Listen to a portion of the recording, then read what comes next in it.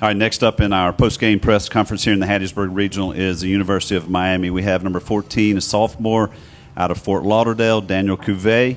Number 52, a right-handed pitcher out of Weston, Florida, A.J. Siskar, and head coach J.D. Arteaga. Coach, first of all, we'll start with you. Just some opening comments on today's game. It's just a great postseason baseball game, man. We got off to a great start there in the top of the first inning and put up a 3 spot. And Siskar came out in the first and put up a 0. That's huge. And even bigger than that is when they put up a 3 spot in the bottom of the 4th, I believe, or 3rd. We came back and responded right away with just 1, but I feel like we got the momentum back on our side. Played good defense, made good pitches, good at bats. It seemed like every inning we had a chance to score a run and put some pressure on them. So just a good game all the way around. All right, we'll open up to questions. Coach, your first regional game as a head coach, and obviously no shortage of drama and theatrics there at the end. Did you think that ball from Snell was going out? That was no doubt in my mind I was staying in the park. It's just kidding. Off the bat, it's you get the worst, right? The thoughts in your mind, and especially when you make that error with 2 outs, it seems like things are kind of falling apart. There's always that one play that kickstarts something like that, and then we hit the next kid, and a local kid from Miami that we missed out on, and he's here, and it just seemed like it could go against us right there. But good Lord, kept that ball in the park, and we won the baseball game. Right there. Daniel, right there at the plate, tell me how you're seeing the pitches and also about the defensive stuff you had in that arena. Thank you. At the plate, I was just picking up the ball well. The batter's eye, I guess you could call it, was nice. I enjoy hitting with the trees in the back, so just that and having the team behind me allows me to succeed. And obviously that play was big there and that later in the game, and I was able to pick up my pitcher there and help us get a win. AJ, You're up first. You're next. AJ, for you, just the maturity to go through that inning, giving up 3 runs, and then just bouncing back from that. How did you feel today, and just the opportunity to get the start? It was definitely a blessing to be able to get a start, especially first game of regional against the number 2 seed. That is just incredible, and as well, in that I think it was 3rd or 4th inning, I can't remember. Command suffered a little bit when the bases, when people got on base, and JD and Laz have trusted me in the situations. I mean, earlier in the year I was in the pen, came into Florida, base loaded, went out, and you just kind of go in there, you just throw strikes, and make the hitters score those runs. Don't just give it to them, and we just made them work. Gave up a 3 spot, but then later on, just trusting my stuff and coming back out there and just understanding that command wins the game, and I just went out there and did my thing.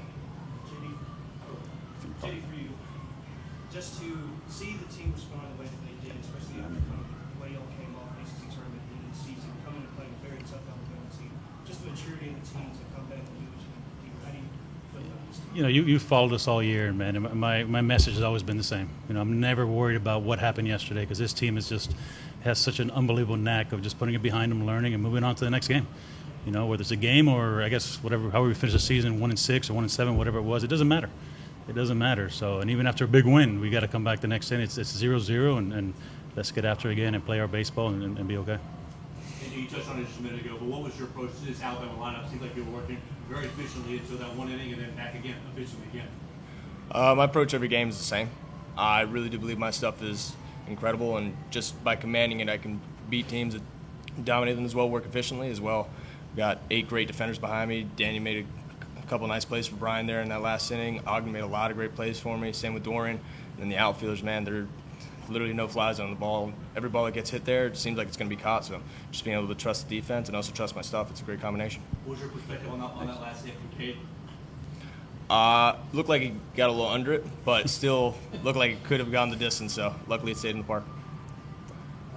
Coach, talk about, first of all, is Griffin going to start tomorrow, and the decision to go with AJ instead of Griffin's been the Friday night guy? Just a matchup, Griffin is going tomorrow.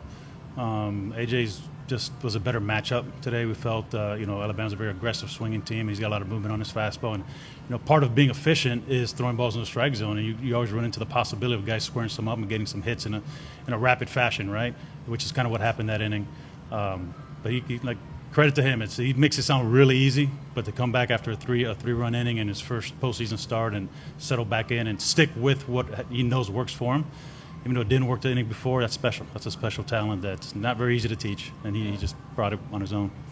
And also, Coach, the other big decision to put Rob Evans in there, a big spot, and he came through for you. Talk about that. He's been getting better and better, and that's one thing all season. We were kind of struggling looking for a left-hand out of the pen. And they had a couple guys on a row there, not just him, but Torres is a guy that's hitting 198 less against left-handers than he is right-handers. But Rob was coming in for that one hitter, and one hitter only. That left-hander was like 163 was his batting average differential there, and he made some great pitches and got him out, and then we handed the ball over to our big guy at the end, and he found a way to win it. Coach, also, like you as a former pitcher, been dealing with pitching your whole life, that at bat by a Fowler, it's 13 pitches, 9 foul balls. It would have driven you crazy.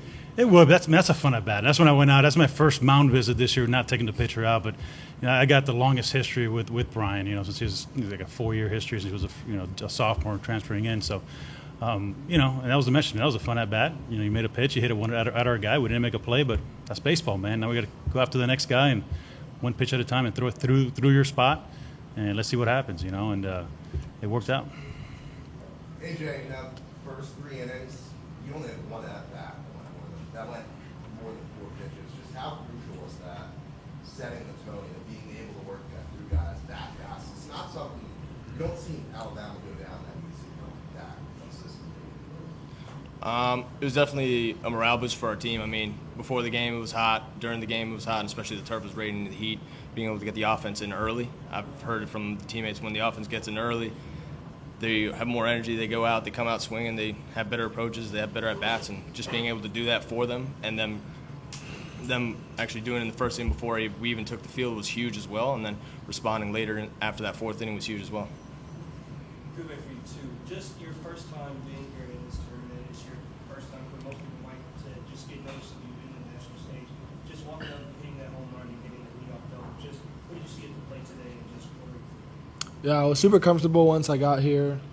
Just especially with yesterday's practice, it just felt like a comfortable batter's box, and just like what I was seeing from the box, and I was able to pick up the pitcher well. I didn't feel like he had anything to really fool me on or blow by me, so I was just confident in my swing and knowing there in that situation that I need to drive a ball probably to the right side of the field with runners in scoring position, and I was able to do that. defensively, that ball typically slips by you, at least early in the season past. What did you see right there? Just get an early jump on it, just to reach out to it, just to get there? Yeah, I just had a good prep and a good reaction on it, and I was able to put a glove on it, get up, and make a good throw and help out my pitcher. I'm glad you bring up his defense. Everybody talks about his bat, but that's something he puts a lot of work into, man. He's improved a lot defensively, and unfortunately, because of his bat, he doesn't get enough credit for it. So he's getting better and better, and then, again, credit to him for working on his weakness. It's easy to work on your strength and hit all day long. He puts a lot of time into that defense, as all of our guys do, and always trying to bring our weaknesses up, kind of to even playing field, better, eat closer to our strengths, and he's done a great job of that. Any other questions from the audience? All right, well, that will conclude today's post-game press conference. Daniel, Coach Arteaga, and AJ, thank you guys so much for your time. Best of luck tomorrow. Appreciate you.